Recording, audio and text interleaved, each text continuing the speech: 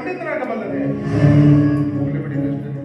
ಬಾಳದಲ್ಲಿ ಬರುವ ವಿಪತ್ತುಗಳನ್ನು ಧೈರ್ಯವಾಗಿ ಎದುರಿಸಬೇಕು ಅಂತ ಬುದ್ಧಿ ಹೇಳೋ ನೀವೇ ಈ ಕೃತಿಗಟ್ಟರೆ ಮಂಜಣ್ಣ, ಈ ಪ್ರಪಂಚದಲ್ಲಿ ಮತ್ತೊಬ್ಬರಿಗೆ ಉಪದೇಶ ಮಾಡೋದು ಸುಲಭ, ಆದ್ರೆ ಸ್ವಂತಕ್ಕೆ ಬಂದಾಗ ಅನುಭವಿಸೋದು ಎಷ್ಟು ಕಷ್ಟ ಅಂತ ಇವತ್ತು ನನಗೆ ತಿಳಿತಾ ಇದೆಯಪ್ಪ. ಇವತ್ತು ನನಗೆ ತಿಳಿತಾ ಇದೆ.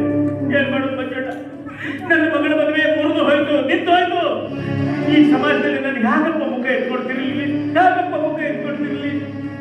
ಹೋಗಲಿ ಬಿಡಿ ಕೃಷ್ಣ. ಬೇರೆಯವರ ಶೋಧ ಮಾಡಿ ಮತ್ತೆ ಮದುವೆ ಮಾಡಿದ್ರಾಯ್ತು.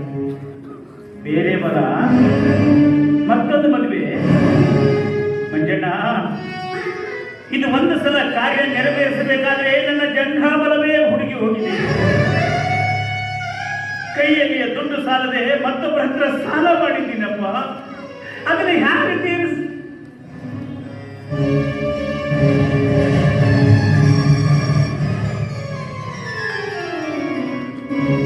ಮಂಜಣ್ಣ, ಬೇರೆಯವರ ಹುಡುಗಿ ಮದುವೆ ಮಾಡುವುದಾದ್ರೆ ಸಮಯ ಕಳೆಯುವ ಅಗತ್ಯನೇ ಇಲ್ಲ.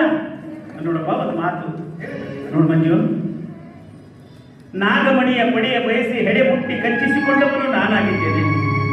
ವಿಷಾಪಹಾರಿ ನೀನಾಗಿ ಗರುಡ ಮಂತ್ರವನ್ನು ನುಡಿಸಿ ನನ್ನ ಪ್ರಾಣ ಉಳಿಸು ಮಂಜು, ನನ್ನ ಪ್ರಾಣ ಉಳಿಸು ಅಂದ್ರೆ ಕವಿತಾಳ ಕೈ ಹಿಡಿದು ನನ್ನನ್ನ ಈ ಕನ್ಯಾಸಿನಿಯಿಂದ ಪಾರು ಮಾಡು ಮಂಜು, ಪಾರು ಮಾಡು.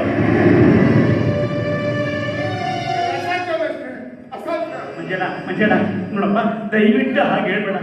ನೋಡ, ನೀನು ಚಿಕ್ಕವನಿದ್ದಾಗ ನಿನ್ನ ತಲೆಯಲ್ಲಿ 4 ಅಕ್ಷರಗಳನ್ನು ಮೂಡಿಸಿದ ನಿನ್ನ ಪಾಲಿನ ಗುರುವಾದ ನಾನಿವತ್ತು ನಿನ್ನ ಮಗುವಾಗಿ ಕೇಳ್ಕೊಳ್ತಾ ಇದ್ದೀನಪ್ಪ. ದಯವಿಟ್ಟು ನನ್ನನ್ನು ಈ ಪ್ರಸಂಗದಿಂದ ಪಾರು ಮಾಡು ಮಂಜು ಅಂತ.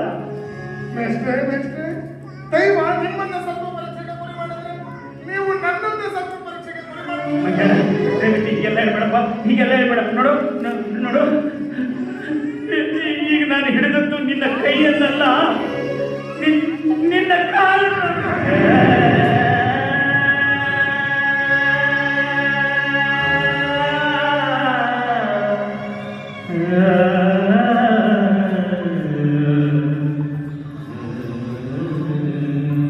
ಇದ್ರ ಮೇಲೆ ನೀನು ಇಷ್ಟಪಟ್ಟಂತೆ ಮಾಡು, ನೀನು ಇಷ್ಟಪಟ್ಟಂತೆ.